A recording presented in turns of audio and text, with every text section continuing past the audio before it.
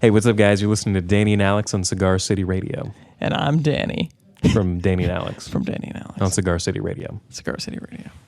Cigar City Radio is sponsored by No Clubs and StateMedia.com. Find out about upcoming concerts in Tampa Bay by visiting StateMedia.com and tagging No Clubs on Facebook, Instagram, or Twitter. Use the hashtag #WeAreConcerts. No Clubs has some great March shows coming up. On Saturday, March 9th, we have the almost sold-out show with the Interrupters, Masked Intruder, and Rat Boy at the Orpheum. Sunday, March 17th, we have The Noise presents Nothing More, the Truth Tour with Of Mice and Men, Bad Flowers, and Palisades at the Ritz. Thursday, March 21st, we have the Marcus King Band and the North Mississippi All-Stars, the Carolina Confessions Tour featuring Bobby Lee Rogers. That's going to also be at Janice Live. On Friday, March 22nd, we have Switchfoot with their Native Tongue Tour, featuring Tyson Motzenbacher and Colony House, who were previous guests on the Cigar City Radio show, which you should totally check out. That was at the Ritz Ybor as well. Saturday, March 30th, we've got Swingin' Utters, Lost in Society, and Broken Things at the Orpheum. And Sunday, March 31st, wrapping up the month, we've got Sick of It All and Iron Reagan at the Crowbar.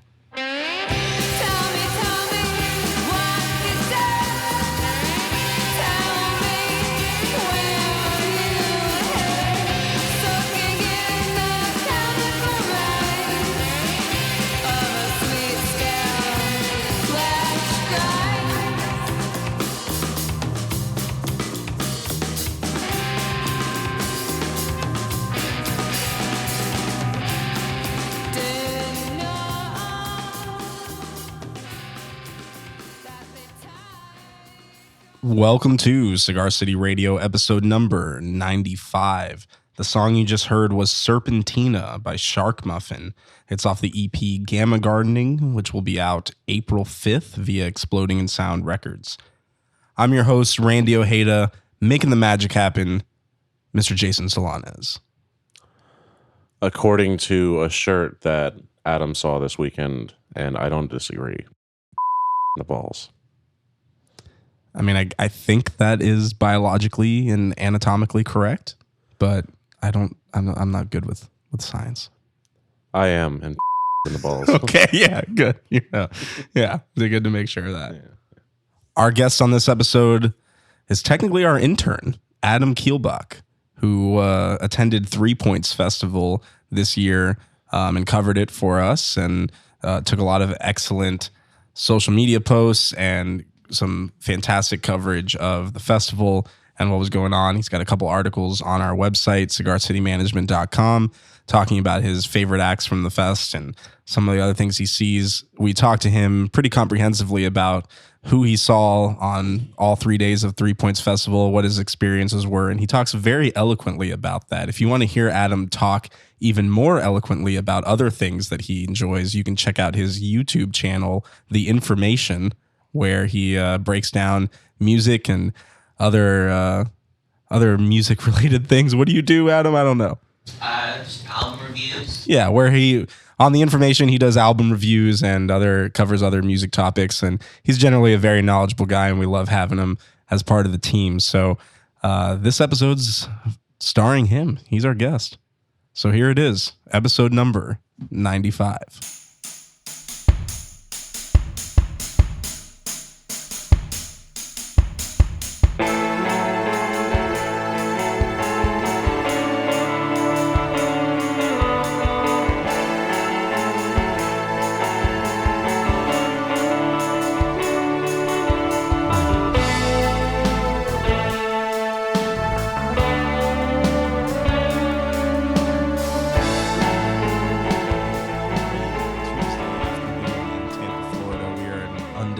Location right now, sitting with a little bit of the crew. We got Jason here and our intern Adam just recently went to 3 Points Music Festival in Miami. It's true. And if you've seen our social media pages, you've probably seen some of his coverage. He did a bunch of Instagram stories. He wrote a couple articles on our site, including a recap of the 5 acts that blew us away at 3 points. And by us, we mean Adam, because I was not at 3 points. Although I did get multiple texts once you went and like started doing an Instagram story from Asking if you were there? Yes. So Yeah. many people were texting me like, dude, you're in Miami right now. Why didn't you tell me you were going to Miami? I was like, dude, I don't go to Miami. Like I'm never going to be in Miami.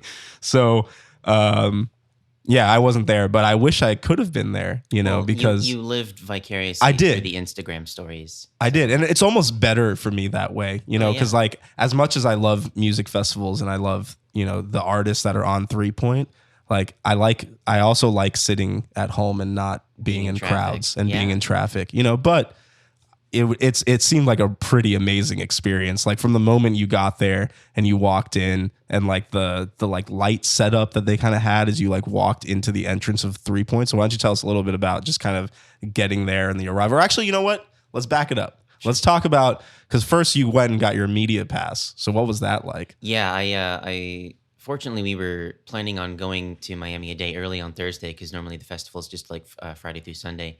But we got there a day early, and fortunately they had this event set up at this 5-star hotel, the SLS Brickell, and it was like not exactly like downtown Miami, but it was like very much like the bougie, like right next to the beach, like a couple of blocks away from the beach. Like still very Miami. Very, very Miami. Like Yeah. the only parking there is valet, and it's like $24, like that kind of thing. Okay. So like me and my girlfriend Kelsey, who was joining me. Because it was Valentine's Day. So shout out to, Correct. this is a great way to spend Valentine's Day. Oh I yeah, have we to literally say. like went to a really nice Italian restaurant like a block from the hotel, and then we like booked it in our nice clothes because I'm like, this will be perfect. Yeah. And we just drove straight to the hotel, and I was gonna pull a cheapskate move, and there was a Publix literally across the street. So I'm like, $24 for valet, free parking at Publix. Publix. This is the intern mentality, right? Yeah. You gotta, savvy. Yes. You gotta always like be 2 steps ahead. You know, Yeah. I'm like, what would the person that doesn't live in Miami do? And so I did the free thing. Yeah. Parked over there, walked across the street.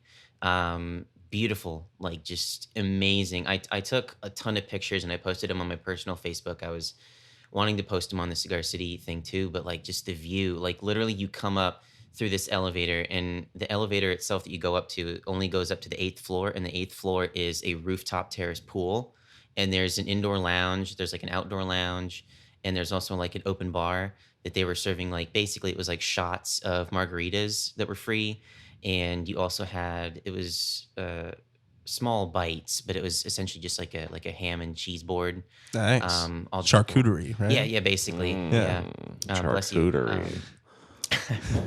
But yeah, I got to partake in a little bit of that. Got my media pass band, which was So, pretty cool. so this is where you went to pick up your media pass, was this hotel. oh yeah, Okay. yeah. The whole thing was So this is all like the 3 Point setup then. Like this is what they were offering for other media and for media, yeah. VIP, not VIPs actually. It was just strictly like media people, so like photographers and stuff like that, or like just me, where I was more social media sided. But yeah, that was. I mean, it was optional. Like you didn't have to go. Like you could be like all the other plebes and go to box office or will call. But why would you do that Yeah, why when would there's you do that? charcuterie and free- shots, and free, yeah, free- margarita shots. Yeah, I mean, you can't pass that up. And we were already in our Thursday best. So I was like, Yeah. let's just go do it, So that was a fantastic experience, pretending to be part of the 1% for about 30 minutes. Yeah, So that was that's really great. cool. Took a lot of nice pictures. Did you see anybody? I know you said this was just media, so you weren't like you weren't hanging out with Dev Hines. I'm assuming. Yeah, Blood but- Orange wasn't there. Unfortunately, he had prior obligations. We missed him, but we did fortunately see him at the festival, which was the preferred method of if you're going to Yeah. see Blood Orange, you might as well see him with the full band. So Yeah, my yeah, buddy no- Andy sees him at a coffee shop in LA, so that's probably not the preferred place to see him. I think you'd No. rather see him on stage than at a coffee shop. Yeah, but 'cause that's still that's- pretty cool, for Andy. Oh yeah, yeah. yeah. I mean, I remember bumping into him. I saw him at Moogfest in 2016. We literally shared the same hotel. Apparently, he was leaving to go do sound check when I was like coming into the door to like check into the hotel. So like I was like 6 inches away from Blood Orange, and I just went, Nice. "That's cool." So yeah, it was pretty cool, and it was just another fun little excursion at 3 Points as well. Yeah, just but- part of the. So no Blood Orange sightings at the media pickup. Unfortunately, not. No celebrities, no Paris Hilton or anything was there. So the next day, 3 Point starts, and what's your overall experience like getting into 3 Point and going into the festival? So this was my 3rd year in a row going. Fortunately, I've been advantageous and lucky enough to never have to pay for the ticket. So that's, always been covered. And going with my girlfriend Kelsey for all 3 years as well, that's been a definite blessing, just have someone there, kind of sharing the moment and being like, dude, this is awesome. Yeah. But the first day is always pretty crazy. At least like the check-in, because everybody's there. It's super swamped. The lines are super long just to get in, and that was even with us not having to go to will call, because I think this year was the first year that they mailed out their wristbands in advance. Oh, so you didn't have to go to the will call at all. Yeah, you could if you wanted to, but Kelsey was just like, yeah, let's, you're gonna skip the thing altogether, so I might as well do that too. But once you get through the line and get your full body pat down, there's this really cool sort of like mini bridge of sorts, and it sounds almost like a taser coming up. There's like this like accelerated and then decreasing like clicking sound, and it's like this series of illuminated like LED squares that extend the length of the bridge, and you basically walk across that, and it's like this really cool sort of art installation that kind of ushers you into 3 Points, and then it leads you down this pathway of shipping containers, and there's this big like even huger LED logo of the 3 Points logo, like the triangle with like the three lines in the middle, and that's like just a really cool way each day to sort of like let you know that like you're here, like it's official, like you're gonna kick off 3 Points in style. And now, where is 3 Points exactly in Miami? Like, isn't it like in a park, like near the water, or? So it's kind of more inland. It's not like by the airport or anything like that, and it's not on Miami Beach. It's technically the area is called Mana Wynwood. Mm-hmm. And for anyone that's like familiar with Wynwood, it's just like a really cool place with a lot of like murals and street art. And there's a lot of art galleries and stuff down there. It's a really cool place to visit during the day. They do a lot of guided tours, Segway tours, stuff like that. So, if you don't want to, use your legs, you can drive around your little Segway scooters in style. But it's a really nice place, and it really comes alive at night too, especially with 3 Points, being like the main thing that goes on there. There was actually a ton of different events that were going on that same weekend. There was I think it was like a boat show. That was happening sort of down by the marina, lots of yachts and stuff like that. There was also Art Wynwood, which was unrelated to 3 Points, but it happened kind of in the same area. That was like the daytime stuff, whereas 3 Points was like the nighttime event. And there was, it turns out there was another event that was going on. It was an unauthorized gallery exhibit of this, I guess, personal collection of just this random dude. He had a ton of Banksy things. Oh, right on. Like a ton of different like art things in various mediums, various forms of, I guess they're all Banksy related. I'm not really sure how he went about ascertaining any of that stuff, and it was definitely not authorized by Banksy. That was like in like big bold letters, like he doesn't know I'm doing this. Yeah. But maybe it was Banksy. I mean, no one knows. Yeah, I mean, unfortunately, we didn't get to go. Tickets were like $35, and we just had no time during the day. We were just booked with daytime activities separate from all of that stuff. But yeah, I mean, that was like a great weekend to go down to Miami, and there was just everything going on in addition to 3 Points. So,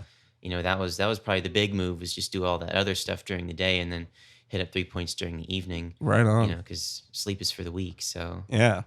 So that sounds like a great weekend in Miami. It was very cool. So let's start with, the first day you get into the festival, and who do you go to see first? So the Friday lineup was pretty stacked. I was excited for Dean Blunt was actually be one of the early, not so much headliners, but one of the early acts going on.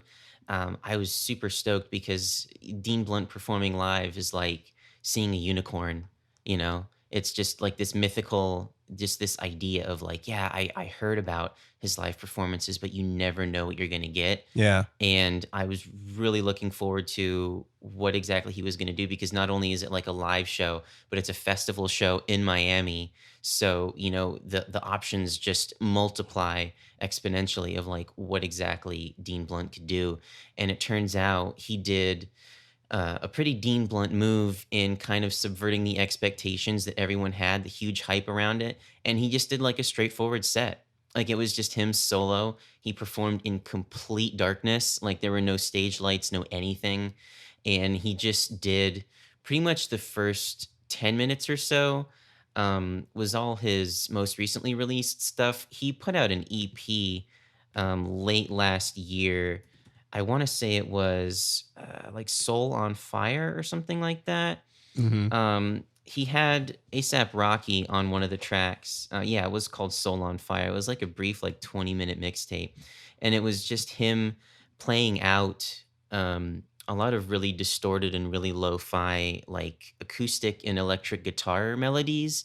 And they were basically like 2 to 4 bar loops. And he would just sing over them. And some of them he wouldn't even sing at all. Like they were just instrumental passages. And he would kind of just let those play out, and it would almost be like demos of sorts. Like they'd go by like in a minute, 2 minutes, and then he'd be done and move on to the next track. And then after he got through, I'm pretty sure it was the entirety of the mixtape, he played quote unquote the hits, which was basically a small selection of the songs he put out on his last full length as Dean Blunt, Black Metal, which was a terrific album. If you guys haven't heard that, it's a lot of like moody. I'm not hip. No. Yeah, Dean Blunt. It's just a lot of moody, again, acoustic and electric guitar passages. A lot of the beats are sample based, as well as even some of the guitars as well. He played a song called 50 Cent, which doesn't feature 50 Cent. It's not a rap song, just another like kind of bluesy, moody guitar ballad. And he had another song called 100, which is basically the same thing. And throughout the set, which he cut 10 minutes short, and I'm not sure if it was because of this or if he just planned to do this the whole time because Dean Blunt, but because he was performing in Total Darkness, there were a bunch of, I will use the term idiots, and they were like, oh, he's performing in Total Darkness. I can't take any video of this. Turns on Flash on the phone and takes a Flash video for like 30 seconds. Of course. And like illuminates his face. And he literally like looked at the guy and he was like, yo, turn that off. And he like interrupted the song he was doing. And some other guy was like taking Flash photos. And one of the tech people had to like come out from their little stage behind the scenes and like come down. And they basically like harassed the guys that were taking Flash videos. And I'm just like, what are you guys doing? Yeah. You know, like obviously this is like purposeful artistic intent that he's like performing in Total Darkness, you know, just like obscuring his identity. Like that's what he does. Like whenever he would win like awards, like he won an NME award in like 2015 for Black Metal, and he sent some guy in his place, you know, like it was just like some Jamaican or like, you know, some guy that very obviously was not him. Yeah. You know, so like that's very much in his kind of MO to just be mysterious and like kind of play into like, you know, the whole obfuscating his identity from the crowd and stuff, and like not really performing for the audience, but just kind of doing things himself. And then Yeah, so why can't people just watch shit? Right. Like, why can't they just enjoy it and take in the experience instead of having if to? they're there, Yeah. they know who he is in that sense. They had to have heard some of his music before, or else they would have been out watching Beach House with everyone else, which is Yeah. what I wanted to do. But Dean Blunt, obviously, it's like a once in a lifetime Sure, thing. I mean, sure, sure. so is Beach House. Beach House is pretty excellent. Yeah, my girlfriend was out there watching them perform, and she told me how amazing it was, and she asked how So Dean Blunt was, and yeah. I'm just like, it's not even worth describing. It was just you wouldn't even like understand half the stuff that I would tell you, because she's not familiar with his discography at all. Yeah. But that's the good thing about 3 Points, is that, you know, they have those really esoteric, really left field, really like once in a lifetime performances, and then you also have like not necessarily the mainstream, but they're still left of center big acts like, you know, Yeah. Beach House and the Internet and like Kelsey Lou and stuff like that. So he basically, to end the set off, Dean Blunt dropped like a 10-minute harsh noise set, and everybody was like moving up simultaneously, like the people that were like, oh man, maybe this is just like a troll and he's gonna, you know, come back out and like do a little like encore, because he had like 10 minutes left. He ended the set 10 minutes early. Yeah. So people were like moving up like, oh, maybe this is gonna be something else, and then everybody else left. Like by the time the harsh noise faded out and like the house lights came back up, there were probably like 10 people, including me. So it was like a really, really, really sparse show. Like it was really kind of funny watching people slowly leave as like his set went on, yeah, just that's like interesting. not understanding. Like people, it at yeah, all. just not getting it. No, they were like, oh, Dean Blunt, and then they left like, Dean Blunt? Yeah. Yeah. Well, that was again, super fun. that's another one where like if you're not familiar with his music, you see his name and you just assume, he's got Blunt in his name, like he's got to be a rapper, right? Like, Oh, so yeah. maybe there were just people that were just totally confused by what was going on. Yeah, let's light one up and see what he's got to Yeah, offer. yeah, and then they just- get there. just did nothing. So speaking of names, that was one of the things that first made me realize, I guess, how old I am and how out of touch I am with a lot. But I guess just also how insane artist names have gotten now. So what are some of your favorite artist names from the 3 Point Festival? Because there are some good ones. I can give you some of my picks if you want, but I have a feeling they're probably going to overlap because I'm going to hit like the big ones. Yeah. DJ Seinfeld. DJ Seinfeld. DJ Seinfeld. Yeah. Yeah, that's I actually caught about 20 minutes of his set. Fortunately, there was like a kerfuffle of sorts. There was like a scheduling, not mishap, but they moved all the acts up on his stage he was performing at 2 hours earlier. Interesting. Yeah, so there was kind of a conflict with him and Tyler the Creator, who was headlining that Right. night, Friday. But unfortunately, I did get to see a little bit of him. He's one of the like lo-fi house producers, like one of the big like 2 or 3 names. It's like him and Ross from Friends, the equally Ross. amazing name. So wait. So there's a DJ Seinfeld and a Ross from Friends. And Ross from Friends. Wow. Yeah, and I'm pretty sure they came up with the names like separated from each other. Like they had no idea that they were like that they were gonna do both going to do 90s sitcom 90s based names. influences. Yeah, Wow. I think that was just a complete coincidence. That's but I amazing. could be wrong about that. Yeah, unfortunately, Ross from Friends, I guess he was busy doing something. I'm not really sure, but they couldn't get him. But they got the third best kind of lo-fi house producer in the game right now, and that's Mall Grab. Oh. He was another pretty solid act that I didn't get to see as much of as I wanted to. But yeah, I mean, you got DJ Seinfeld, you've got Mall Grab, Yeah. you've got Dean Blunt, obviously. What about Rat Bastard? Rad Bastard. I was unfortunately not able to catch their set, so I can't tell you for sure if the music sounds at all like the name would describe. Yeah, I don't even know like what could that be. Rat Bastard could be like a hardcore punk band, or they could be like, Or it could be a rap artist. or again. yeah, I don't know what that is. I don't know. Your guess is as good as mine. I guess I'll have to dig more into some of that. I mean, obviously, this is one of the more well-known bands that performed at Godspeed You, Black Emperor. Yeah. Yeah, they were. I pretty can't believe cool. I can't believe they performed. That's such an interesting grab for this festival. It really is. Like they're always trying to have more indie leaning, like indie rock kind of stuff. But even still, like some honest to goodness post rock. Like they've never Yeah. had that at the festival, as far as I have been aware. So that was like really cool because I'm not familiar with their work at all. That was something that my girlfriend kind of like not dragged me to, but she was like, "Yeah, you gotta check these guys out. Like they're gonna be really cool." Yeah, I'm Yeah. sure that's an amazing show. It- I'm not it was. into the post rock thing too much, but like they seem to be one of the like One of the innovators of that torchbearers. of that genre. So I would definitely be interested in seeing what their set's like. Yeah, their setup in general was pretty crazy. I didn't have the best view of kind of the stage because it was a lot more booked than I thought it was going to be. But they had 2 drummers set up. They had 3 guitarists, a bassist, one guy on, I believe it was the double bass or like the upright bass, and a violinist. Like that was their whole setup. That seems like too many people. I'm sorry. Yeah, it was pretty tight on stage. Yeah. But, they The 2 drummers thing is just that's crazy. Yeah, one of them apparently had like the full drum kit, and the second guy didn't have a kick drum kind of setup. Okay. It was basically just like toms and then like ride cymbals, percussion, that kind of thing. So he would kind of like layer the percussion grooves. And was he like standing then? He while literally playing? was Yeah, standing. okay. Yeah. That's cool. So I mean, obviously he had no reason to sit down because he didn't have a kick drum to play. So he was just standing for like an hour. So that I thought that was pretty cool that like he was kind of one of us, just like standing, performing his thing. But yeah, that was certainly really cool. That was one of the highlights of the festival for sure. Very cool. What were your weird names? Well, that you yeah, had? I want to hear more of your highlights too. But let me just run through some of these names that I like. I'm looking at the roster right now, or the list, the lineup right now. Yeah. And so yeah, we talked about DJ Seinfeld, which is a great name. Rat Bastard, Dude Skywalker, Tamaguchi, Mm-hmm. The thing is, I could say anything right now, and the listeners would be like, "Okay, yeah, that sounds real." Like, because Cheese sandwich. cheese sandwich is They not were- on the they were the list. best, Let's just yeah. be clear: there's no cheese sandwich, but there is. Who else we got? Ack Daddy. I don't even know what that means. Ack Daddy.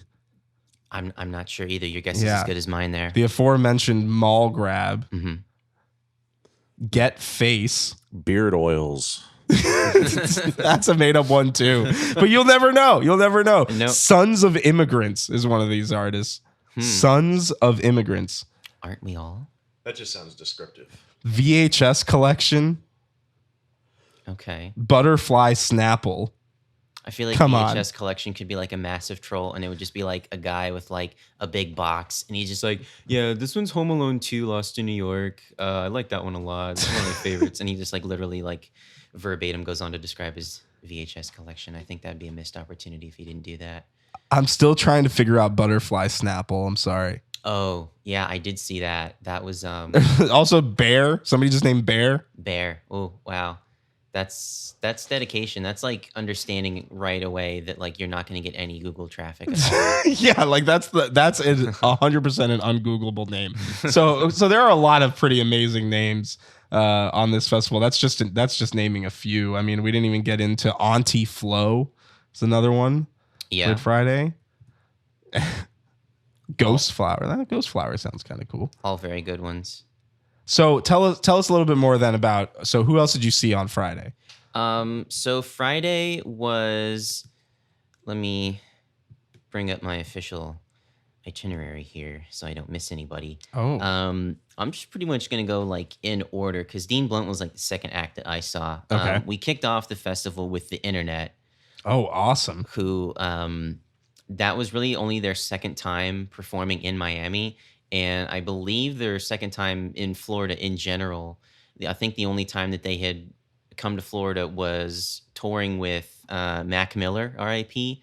I think it was last year he had put out an album. I'm not familiar with his work, so I don't know which album it was that they were kind of supporting with him, but they were support for that. I think they played the Jackie Gleason Amphitheater in Miami last year or year before, but they were fantastic. They originally were on the Odd Future Wolfgang Kill Them All kind of roster back when they were all releasing things through that collective. And they've really since then kind of come into their own. They're headed by the person that just goes by Sid. Yeah. Sid the Kid. Oh, of course. Yeah, they're very much in the general realm of like a Blood Orange and stuff like that, where it's very like R&B leaning, very like funky soul, like 70s kind of influence. It's a very very groovy, very laid back kind of vibe. If you're familiar with like Anderson .Paak, however you pronounce it, it's very very much in that same similar vein. That sounds dope. Yeah, they were very, very cool. My only complaint about that show was that I didn't get enough of the actual vocals from Sid. A lot of the choruses and stuff like that were like literally chorused vocals where it was kind of like gospel background choruses, and she didn't have very much to sing on top of that. But the show itself, like the energy was very cool, very vibey, very funky for sure. I wanted that set to go on longer just from the sound of things alone. It was very cool, very tight performances. The aforementioned Dean Blunt set was after that. That was very cool, very enigmatic. Beach House kind of conflicted with that. I was told their visuals were amazing.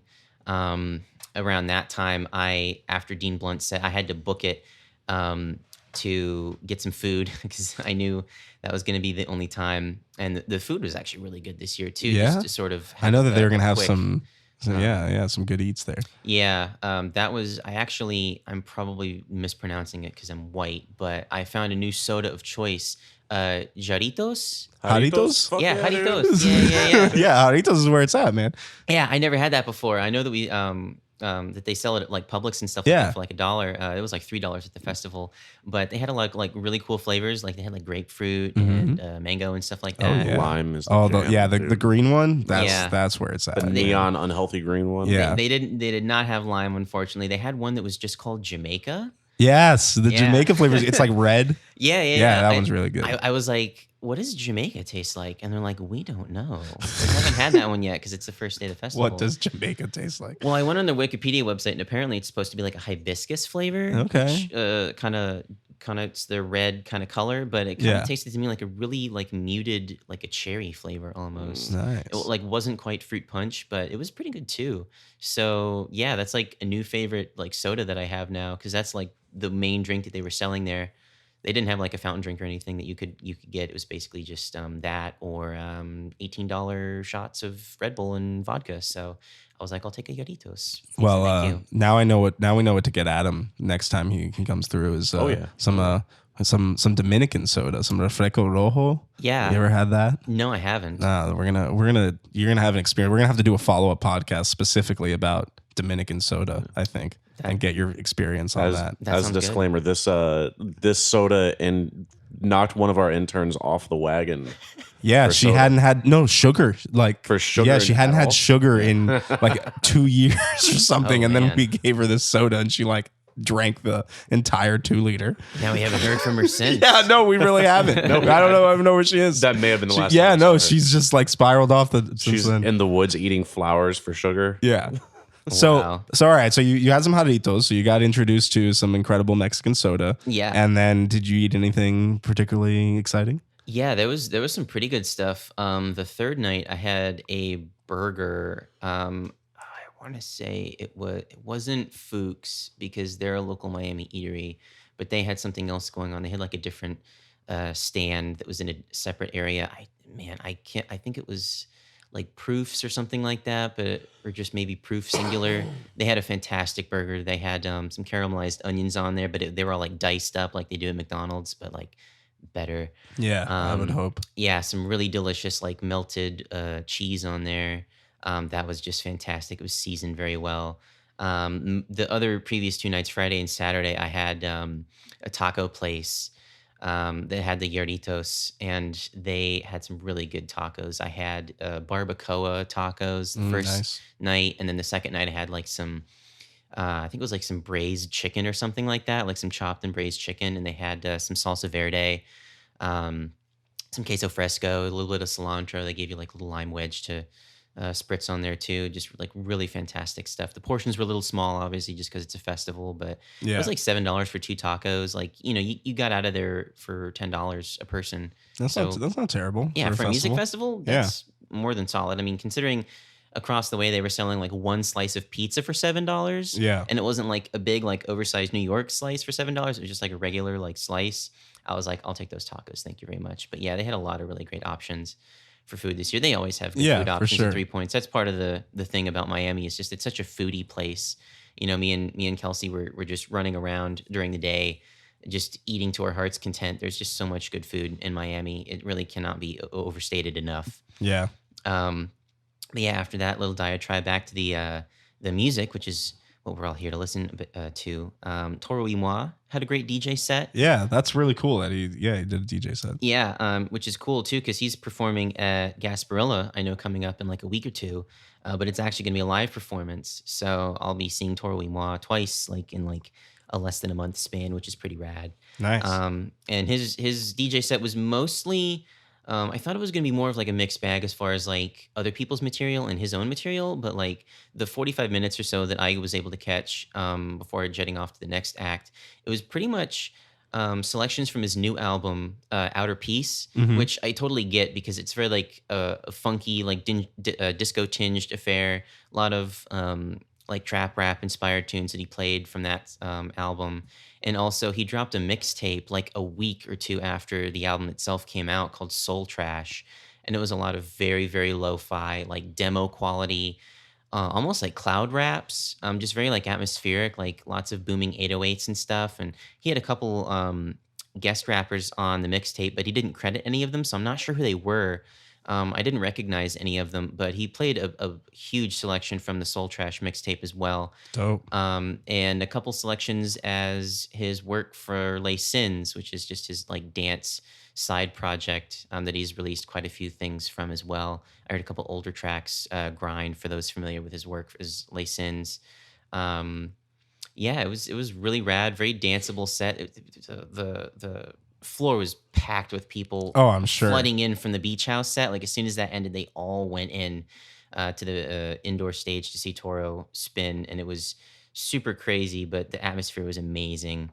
After that was Tyler the Creator. We went back outside to go see him. Basically, everyone from the Toro set like went back outside. Yeah. So they just like all followed everybody, and that was a really really good set. I was kicking myself during the set for not listening to his last album, Flower Boy. Oh, so good. Yeah, I've heard it was amazing. Like his best work, sort of like the like his work was like leading up to that point. So it's kind Yeah. of like his magnum opus of sorts. I definitely think so too. It's totally him like coming into his own as a songwriter and performer, and he's got that introduced me to Kaliukas. Oh, I think. yeah. And man, that is a really good record. So yeah, definitely Yeah. listen to Flower Boy. So he performed a bunch from that, I'm assuming. Pretty much. Did he I would do say his, probably about 90% of it? Yeah. Did he do any tracks from his The Grinch soundtrack? No, unfortunately not. No, he didn't do The Grinch? I was crossing my fingers, you know, Yeah. just like Grinch.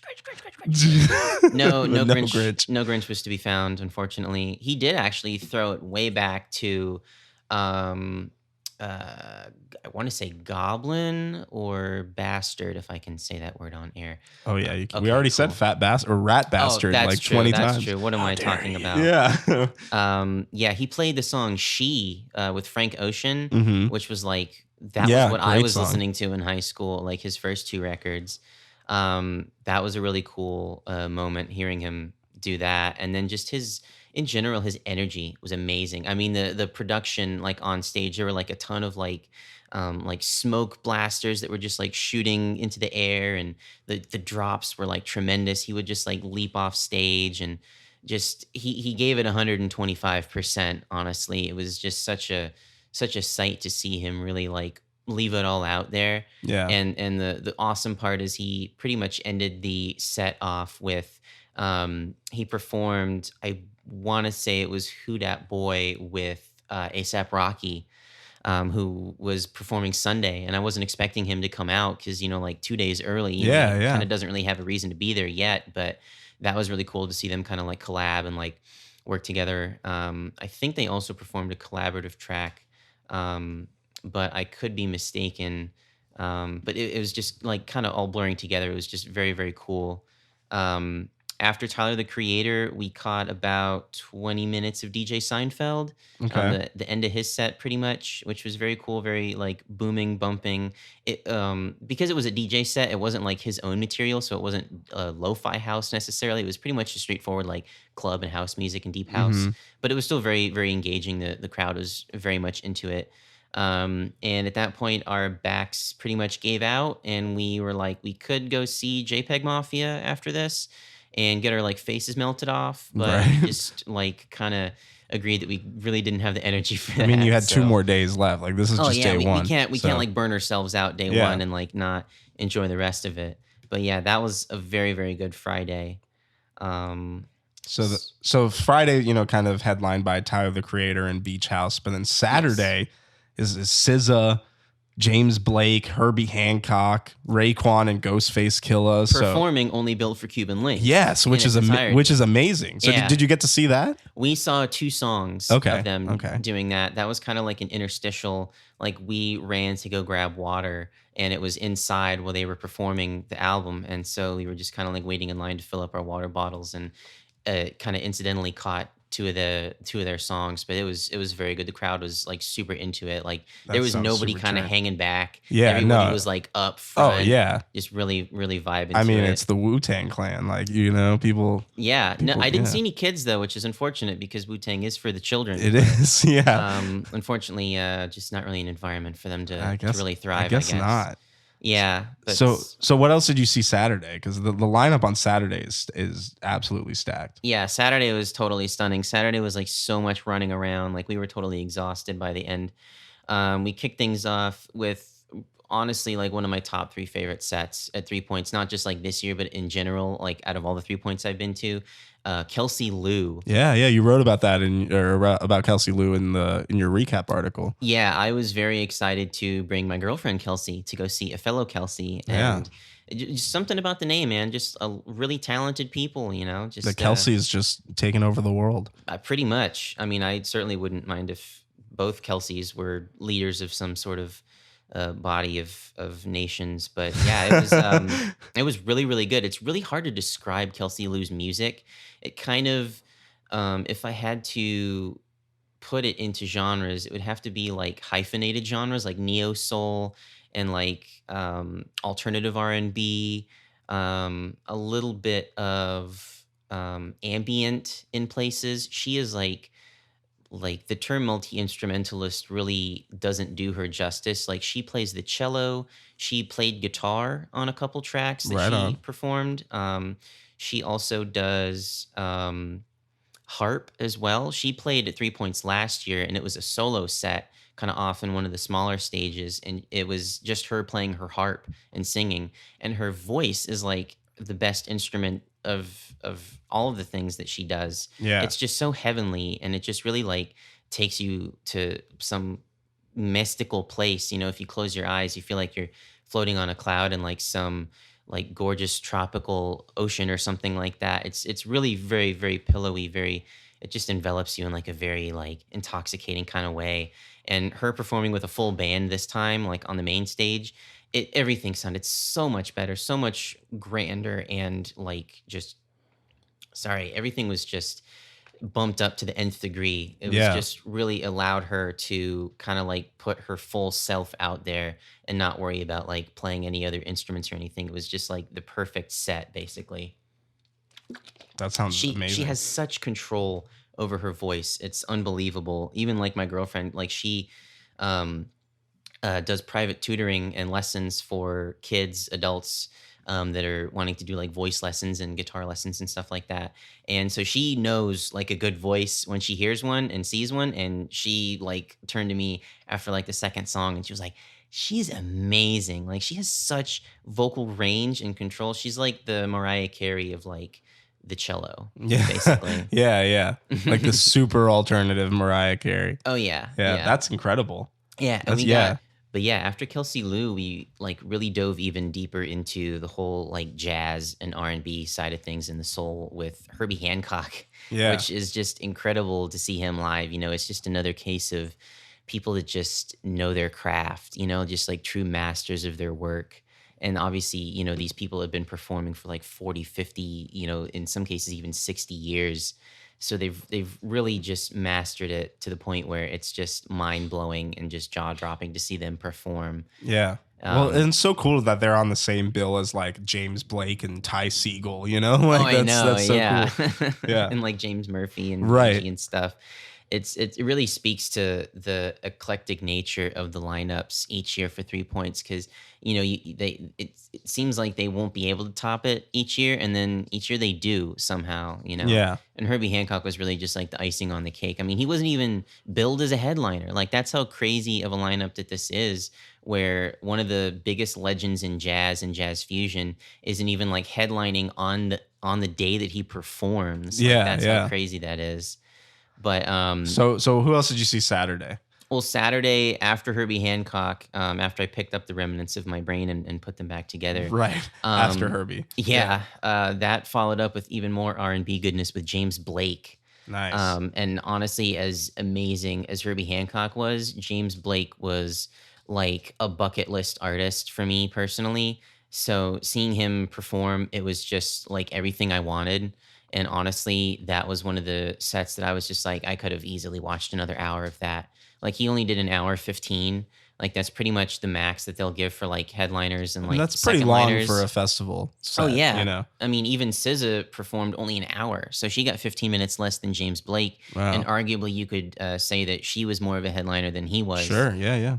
She was listed first. On the flyer. Yeah, I think she was like one of the top 3 or 4 names on there. Yeah. James Blake got second line. But I mean, he was just so incredible. You know, he performed a lot of the stuff off of his new record, Assumed Form, which is an excellent record.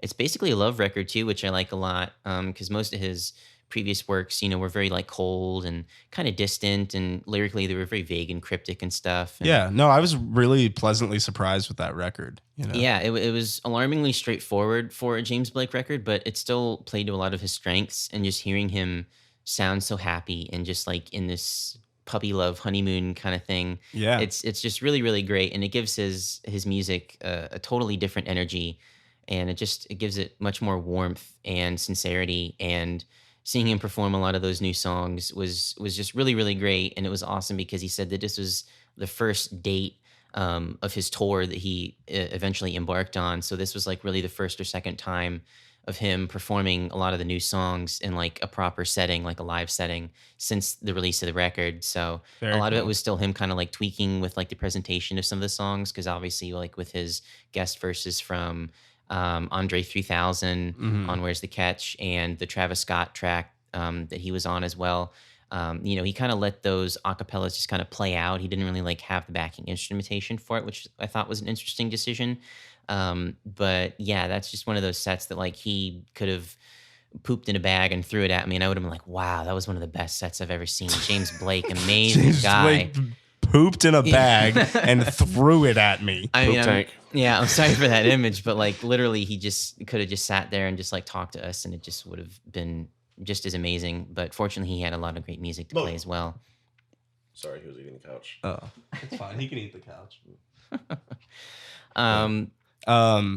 Did you did you happen to see our boys Plastic Pinks? No, unfortunately, they were No. performing a little early. Yeah, I think yeah. they had a conflicting time with Kelsey Lou. Mhm. We tried to get there earlier, you know, some of the nights, but most of the acts that we wanted to see ended up going on about like 6:30, 6:45, 7 o'clock. So, Yeah, right on. I mean, even still, you know, being there for like 6 hours in some cases, it just takes a lot out of you. So, Yeah, seriously. yeah. But So after James Blake, we caught about 20 minutes of Mall Grab performing his stuff. A lot of it was very similar to what we saw from DJ Seinfeld, a lot of like straightforward, like club bangers.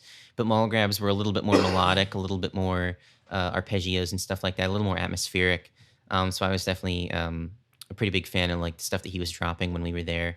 And then we kind of ran over to catch the last 20, 25 minutes or so of John Mouse, another sort Very of cool. rare Yeah. sighting.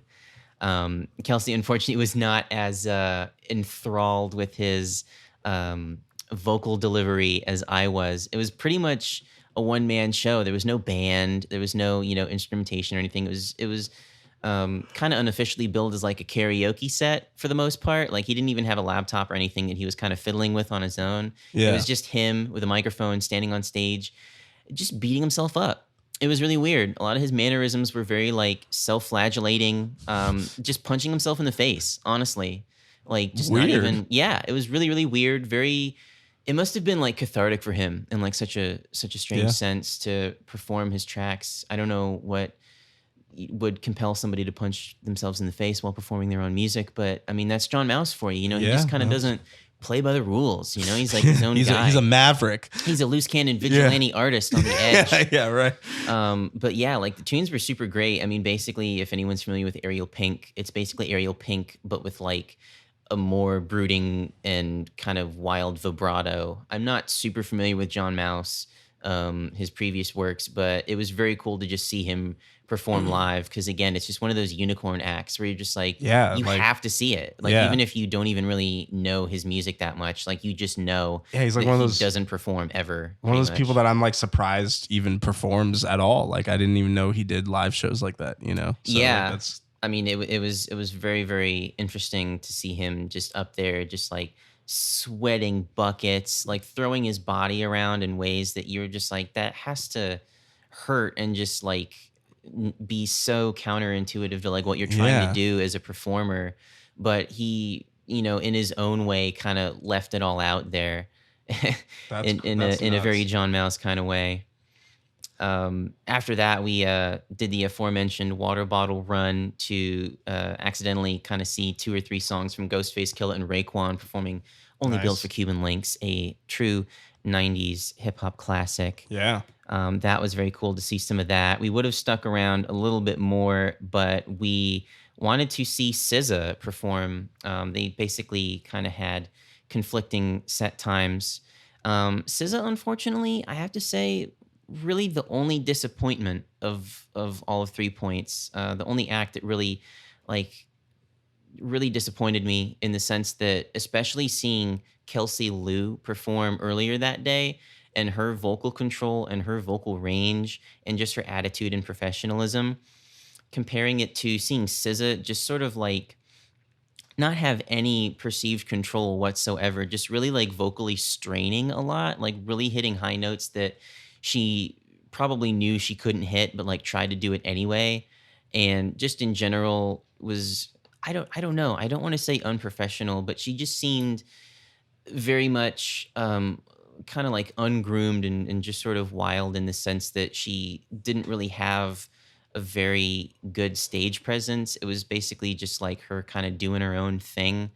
And for such like a big artist, I Yeah. mean, like she's been nominated for like Grammys and stuff recently. She was just nominated for an Oscar. Yeah, as well with Yeah. Kendrick for that Black Panther song. But I couldn't really vibe with it at all. And I turned to That's a Kelsey bummer. and she was just like shaking her head and she was just like, I don't really need to stick around for this. So Yeah. the one silver lining about it was we did get to see her perform a cover of Sixpence None the Richer's Kiss Me.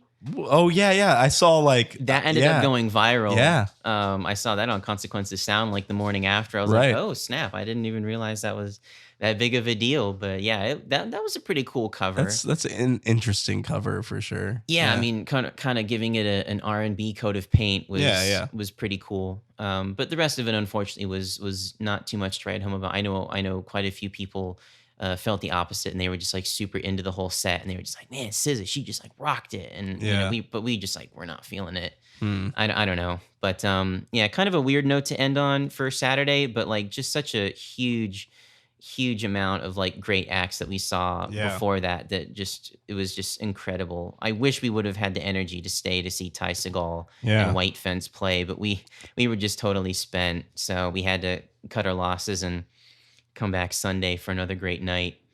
So yeah, so Sunday, you know, you got A$AP Rocky, Erykah Badu, the aforementioned Godspeed You Black Emperor, and Blood Orange, and Oh yeah. you know what? Tell us about Sunday. Who did you see then? So Sunday we kicked things off with Tim Hecker. Oh yeah, shout out to Tim Hecker, man. Yeah, shout out Tim Hecker. I hear he's incredible live.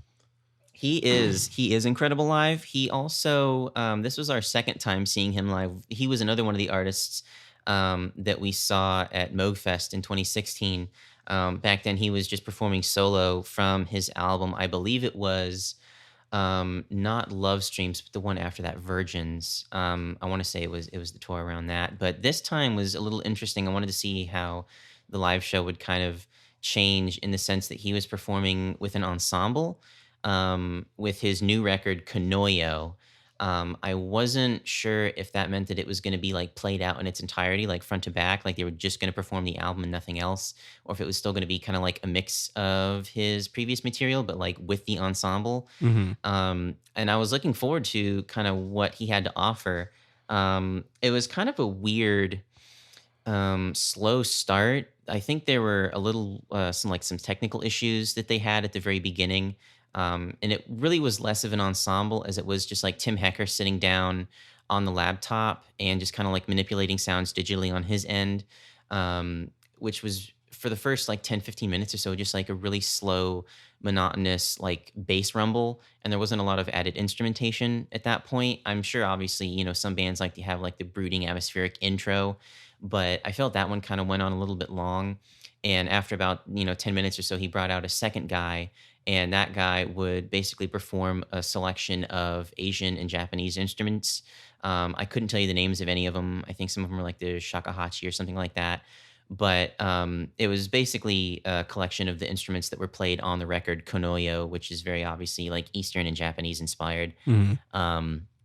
But we unfortunately had to, before they really got too deep into it, had to cut it about half an hour short because Blood Orange was performing outside on the main stage, and we really wanted to see him as Yeah, much as you we have to. love, Yeah. really cacophonous and like ear shattering, like ambient drones. We really also love really fun, like pleasant, breezy, funky R&B. And Sure. Blood Orange, again, not to keep saying the same thing, but he was another artist that we saw at Moogfest as well. And that was like the first time that he was really on our radar. So we knew that we had to go see him again because he was one of the best sets from Moogfest. Yeah, and he's really like developed and grown in the last couple years. So Absolutely. Yeah. Like that's really putting it lightly. He performed again like with a full band, and with his new album that he had just put out last year, Negro Swan, that was such a great collection of tunes that fit so well into just like the Miami atmosphere. yeah, It was that's like the perfect thing to listen to in Miami. absolutely, it's like super tropical, super breezy, super like laid back, but also like very engaging and funky. And the one of the nice things about his performances is that he always gives, if not equal time, he gives a lot of emphasis to the background singers. Mhm. Like he'll give them like solos and like allow them to sing basically any song where there was like a guest vocalist, like Empress of or Puff Daddy and Yeah. Tae from the new record. He had his background singers sing those parts rather than just like play the pre-recorded a cappella of the guest vocal over top of it, which I thought was really generous, and that just kind of like speaks to like what a good guy Dev Hines, aka Blood Orange, Yeah. is. He really just like wants to spread the love. Yeah, yeah, and it seems like he's really supportive of all the artists that he works with. Like actually, our friend Salt Cathedral they're opening for Empress of right now on tour, and they just played in New York, and I heard that Dev Hines was there at the show, like to see Empress of, which is really cool. Yeah. That's like that a bigger artist like that would go and support an artist that they like. That's awesome. Oh yeah, you definitely know that like he has like a huge just outcropping of just like friends, just like Yeah. artists and just people he would call friends. And it was really, really cool to see him just out on stage, just like having fun and just having a great time. And you could tell everybody was enjoying the set. It was a lot of fun for sure. But funny segueing from the easy breezy vibes of Blood Orange to the harrowing post-rock sounds of Godspeed You Black Emperor. Right. Yeah. That's quite a transition. Definitely one of the hardest pivots at 3 points. Yeah. But it was, again, just another fantastic show. I know a lot of people were kind of lamenting the, I guess you could perceive it as like a short set time. They only performed an hour. So I heard a lot of people joking like, oh, cool. So like which 2 songs are they going to play? Yeah. Because they're very much, long frame post-rock, 10, 15, 20, 25-minute songs. Since I'm not personally familiar with their work, I couldn't tell you which ones they played or didn't play or people wanted to play. But it was definitely very much in line with like kind of what I was expecting from them. And my girlfriend seemed to be very happy with the set as well. A lot of it was just very like, I'm trying to think of another word besides harrowing, but harrowing is just like That's pretty a- much, that's a it's the good best word for it. word to describe it. Yeah. It's basically like if you've ever seen the movie Seven, it's basically like if they made the soundtrack to Seven. Like that's the Okay. kind of music, just like really like you can hear like rain kind of drizzling over Yeah. top of the instrumentation. Like I said, the band, the whole setup was just like super huge. 2 different drummers, 3 different guitarists, including a bassist as well, and then an upright bass, and a violinist, or I think it was a cello maybe. But yeah, I also loved the visuals that they had. The projections were very much in line with like again Seven, where it was just like ominous notebooks, like just like full notebooks of weird passages and Yeah. like drone footage, like grainy, like digitized drone footage of like empty buildings and like scaffolds and stuff and like empty towns and stuff. It was really kind of depressing, but like in an intriguing way. That really just it's not something that you would normally see at 3 points. So again, we just knew we had to be there, and it was very impressive. It's definitely a band that I would go see again and would Yeah. check out their stuff now that I've become a little bit more familiar with their sound. Well, like I said earlier, like it's not really my thing, but I would love to see that band live because Oh, it yeah. sounds incredible. Yeah, it really was. They put on quite a show in their own way. You know, Yeah. I mean, instrumental post rock really kind of, you know, is its own beast. So after going from Blood Orange to Godspeed You Black Emperor, where did you pivot from there? So from there, we had about a 45-minute gap. We kind of made the mutual decision to skip Erica Badu, Okay. which I know seems kind of like why would you do that? But we kind of compromised. We knew that we'd be needing to go get some food, so that was like our kind of dinner pit stop at like Yeah. 10 o'clock at night. Sometimes food, is the most important thing. Yeah, You gotta eat. you gotta fill up so you can kind of truck on for the next leg. But the nice thing was, since it was all open air, you could kind of pretty easily hear Erica Badu's set from where we were sitting and eating. So we kind of didn't really have to necessarily miss her set at all. Like we were just kind of eating and Yeah. we weren't exactly able to see her on stage. You just We could weren't definitely like hear in it. the thing. Yeah. Yeah, that because makes we didn't sense. really need to be in the crowd or anything like that. You know, we're both not exactly like gigantic Erica Badu fans. But apparently, what happened was she kind of pulled a Lauryn Hill, where she kind of brought her ego apparently into the equation. Unless it was a technical thing, I don't know. But it just kind of seems like something that she's been known to do in the past. She came on 45 minutes late. Wow. Yeah, and it's a main stage, so there's obviously more things to kind of plug in and make sure everything is right before you kind of kick it off, because the expectations are a lot higher, and especially with a full band and stuff backing you. But I don't know really what caused it, other than just that it kind of set everything back a little bit. Yeah. But like I said, we were eating food, so like we were good. Yeah. And from what we did hear, it was pretty solid.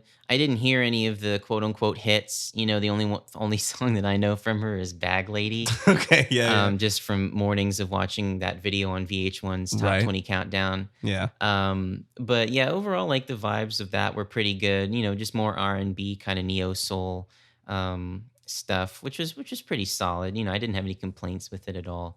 But after her, we kind of ran over to Sector 3, which was the unofficial indie rock kind of stage. It's where like the John Mouses and stuff were playing all 3 points. And we saw another band that we literally not been familiar with at all, but we just heard through word of mouth and just people at the festival in previous days just like being excited to see them.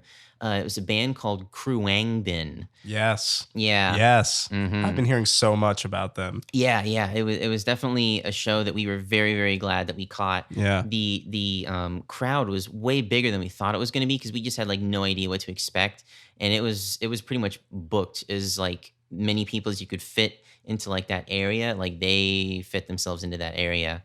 It was very, very awesome mix of like 70s rock, 70s funk, a little bit of like the drummer basically exclusively was playing like James Brown inspired break beats in the background. Yeah. A lot of really down tempo funk kind of sounds, heavy on the psychedelia, and it was pretty much it's like a trio. And they're from like Texas, right? Yeah, But they're Houston, Texas, I think. but they're Thai.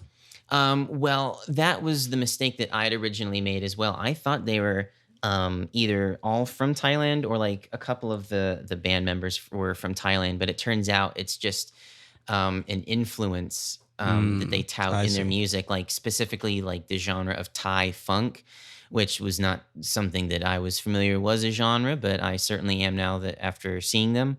But yeah, they're literally from Houston, Texas. Like they're American as white bread. They just happen to traffic in Far Eastern sounds, and honestly, they're all the better for it. You know, they Cool.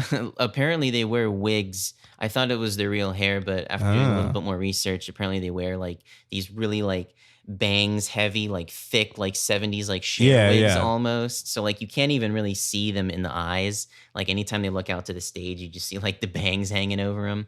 And the drummer would wear like a poncho. At least I think it's a poncho. It looked a lot like a poncho, but I could be wrong. I know the definitions of like those kind body wear things are a little bit specific, but the music was amazing. It was very, very cool in the sense that like there wasn't a dedicated vocalist. It was basically just like a bassist, Laura Lee, and a lead guitarist in what's his name, Mark Spear.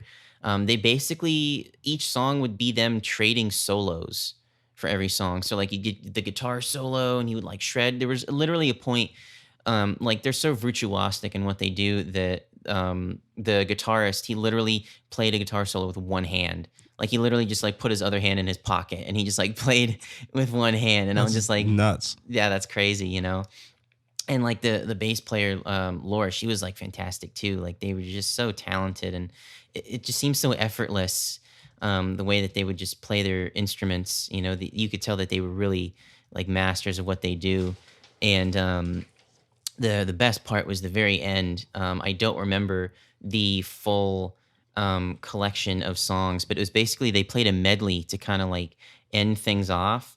And Like a cover medley? yeah, like it was all cover medleys. Ah. And the really rad thing was I recognized quite a few of the songs. I think they started out with oh God, what was it? It was Spandau Ballet's True. Really? Like an instrumental cover of that. Really? Oh yeah. Like, Okay. I heard the guitar tones immediately and I was like, oh snap. That's pretty rad. That's Like, dope. I have not heard that song in quite a while. They tied that one into, it was Chris Isaak's Wicked Game. Okay, cool. They tied that one into a couple other ones. They were mostly like disco like disco tunes. And then they, towards the end of the medley, they did the Sugar Hill Gang's Apache. The do. Okay. Yeah. Tonto, jump on it. You like that one? So that was pretty fun. That was like a great way to end off the set. And everybody was just like roaring and like cheering for them when they ended things off. And that was just like a band that, you know, that's the great thing about music festivals and like 3 Points, especially where like you just go into it blind almost with certain people. Yeah. And you come out just like your mind is completely blown. So, you know, I walked away from that. Definitely that was one of the instances where I definitely have like a new favorite act. So like I went home and like immediately downloaded like their back catalog. Yeah. So that's going to be a lot of good active listening for me the next couple Awesome. weeks here. But the crazy thing is that didn't even end off like the whole thing, you know, because we still had to see A$AP Rocky. Yeah. So you got to see A$AP Rocky then? Yeah. Okay. Kelsey was like, if there's one thing we do at 3 Points, You have to see A$AP Rocky. we are staying for the entirety of A$AP Yeah. Rocky. And the nice thing is originally there was a 15 to 20 minute set overlap between Khruangbin and A$AP Rocky, Mhm. but because Erykah Badu came on late, that meant A$AP Rocky came on late. So And there you go. It so worked that in your ended up favor. working out. Yeah. Yeah, definitely. So we saw the entirety of his set, which was great. He did us all a favor, kind of returned the favor, and brought out Tyler the Creator for a couple different tracks. He basically played Who Dat Boy on his end, like where Yeah. he took over the majority of the verses and kind of had Tyler like guest on his own song, which is kind of funny. That's cool. And he also, towards the beginning, he brought out Blood Orange because they have a song on the Blood Orange record, Negro Swan. I think it was Chewing Gum. That's like an A$AP Rocky feature. So A$AP brought out Blood Orange and they kind of did that track in full, which is really cool because my girlfriend likes that song a lot. That was her favorite song. That's a great track. Oh, yeah. And the interesting thing was, I didn't know if he was going to do it like the whole time or like what was going on or if it was like a technical difficulty or something. But he came out and the first 3 or 4 tracks he performed behind this gigantic curtain. And it was basically you were only seeing his silhouette on the curtain. Like it was like, you know, it was like spotlight on him and you can only see him like from behind the curtain. And so everybody was like hyped because they thought the curtain was going to drop after the first song or like the drop of the second song. And then it just like didn't come down and people were kind of like looking around like, should that have come down by now? And so they're kind of like whispering to each other. And then after the 4th song, I forget which one it was because Kelsey's more of the hip hop head than I am. But like it dropped and like it was just all this like confetti started shooting out off the stage and like into everybody's face. And it was such a crazy like high energy show. It was very reminiscent of like the Tyler show the night before where it was just, he was giving his 125%. Yeah. You know, you could tell he was leaving it all out there and he just running across the stage and just telling everybody like, you know, let's get up, let's get crazy. And Yeah. the funny part about it was towards about the last 20, 25 minutes, of the set, he kind of slowed everything to a halt, and he played a bunch of footage of people at other festivals, like mostly in like Europe and stuff, and they were all like creating mosh pits. Like all the videos were like people in mosh pits and just like beating the crap out of each other. And he was like, there was no music playing or anything while this was happening. He's just like, hey, I'm not gonna start the next song until y'all open up a mother effing pit. Yeah. And people were just like, we're very tired, Mr. Rocky. Yeah. It's like 1 a.m. Right, Our it's legs hurt a Sunday, lot. yeah. It's Sunday. It's the last day of the Yeah. festival. Can we not do this right now? And he was just like, I want to see a pit right now. And they Yeah. were just like very reluctant. Like I've never seen anybody reluctantly open up a pit before, but like that's definitely how I would describe the condition of the They were audience. just like, fine, okay. Yeah, like they literally did it because they knew he wasn't gonna play any music unless they did it, and he just like was so hyped about it. Like, Yeah. I could tell that was like his big thing. Like he was totally hung up on like seeing people make that pit. Yeah. And he was like, "Hey, cameraman, get off the stage! Get off the stage! I want you in the pit. I want you filming this pit. This is about to go off." And I'm just like, I don't know what's gonna happen. I don't think anything will happen. And it was pretty much just people running around in circles in the pit. There was no physical contact. People were not like running into each other. Yeah, yeah. I mean, the music itself that he was playing while the pits were happening wasn't even really that hype, which Yeah, is kind of weird yeah. too. Because like you'd think if he wanted to open up a pit, he would like play like the big like trap bangers that he has, but he was Yeah. playing stuff off the new record, and it was a little bit more subdued. So like people kind of weren't really sure what to do either. So it made for a very, very interesting contrast of like the vibe on stage and just like the people like reluctantly That's running really around in interesting. circles.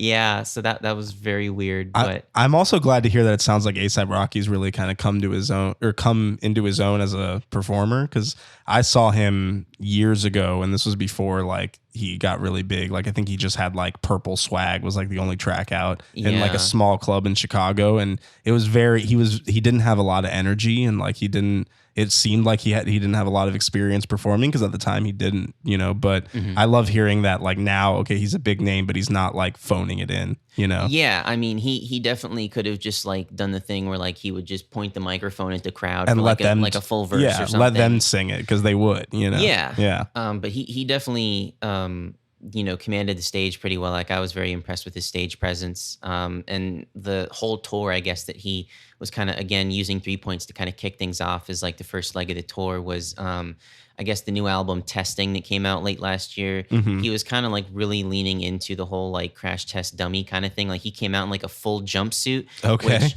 in Miami, despite being February and at night, was still a very questionable decision. Yeah, that's I really was surprised after about the 5th or 6th song he didn't just like shred that thing. But I guess contractually obligated to probably wear that for the whole set. Yeah, so. yeah, it's probably like a Gucci jumpsuit or Oh something. yeah, he probably lost Yeah. like 5 pounds on stage that night, no question. But yeah, it was very cool to see him kind of like integrate that, and like there were like a couple like banged up, like beat up cars sort of on the Yeah. stage, and he would like get on the roof of the car and like sing a couple songs, and just lots of like like smoke coming out of the cars to kind of like do that whole thing. And there was a lot of on-screen visuals as well after he dropped the whole like silhouette act, and just a lot of like car crash simulations and like crash test dummies like flying out of windows and stuff. So Yeah. that was pretty cool. I liked seeing a lot Super of dope. the visuals. We were me and Kelsey were looking at each other like, do we want to go check out DJ Koze after this, because he was going to go on until like 2 a.m, and we were just like, no. That was probably That's- yeah. to use the parlance of our time. That was quite a lit way to end 3 points.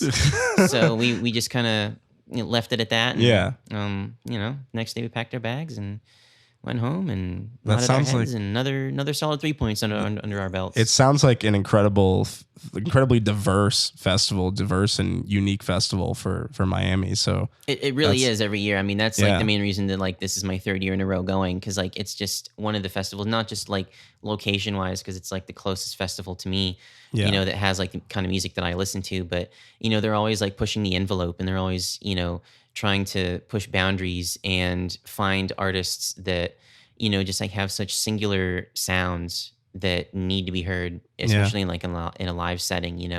So like honestly, props to 3 points, and props to like the people that book all these acts, You know, I mean, now I can say that I've seen Dean Blunt. I can say I've seen Godspeed You Black Emperor. I can say I've seen Khruangbin, you know, and some of these acts too, you know, you're seeing kind of like on the ground floor before they blow up. Yeah. You know, like with Kelsey Lou last year, you know, if you'd just seen her this year, you'd been like, oh man, she must be like this established artist. And, you know, if you just come the year before, it was just her like in like the least populated stage, like just playing a harp and that's it, and Yeah. singing a little bit, you know, so we're just like, oh, that was nice. But, you know, you would have thought very much about it. And now she's like blown up and she's like put out an EP and she's working with like Blood Orange and like Florence Yeah. and the Machine and stuff. So it's crazy just to like kind of be there in real time to like see these people glow up and just kind of like get bigger and bigger. It's That's just really cool to be a cool. part of that. Yeah. So we're totally out of time. I know we all have Cuban sandwiches with our name on them right now, but before we go, for your final thought, what was the highlight of 3 points? Man, Don't think about it too much. Don't think about it. What's the highlight of 3 points? Okay. Just throwing. You're this out. thinking about it too much, I'm Adam. sorry, man. It's got to be Herbie Hancock. Wow. I wouldn't have expected that. Yeah, just him pulling out that guitar at the end, like nobody knowing that it's coming, and just like shredding a solo on there. That's just like, it's just jazz, man. Like Yeah. it's a beautiful thing. Everybody was just chanting, just like Herbie, just like just virtuosic, just having those fingers flying on the keyboard, man. It was a sight to see. Man, well, you can't top a guitar solo. That's Really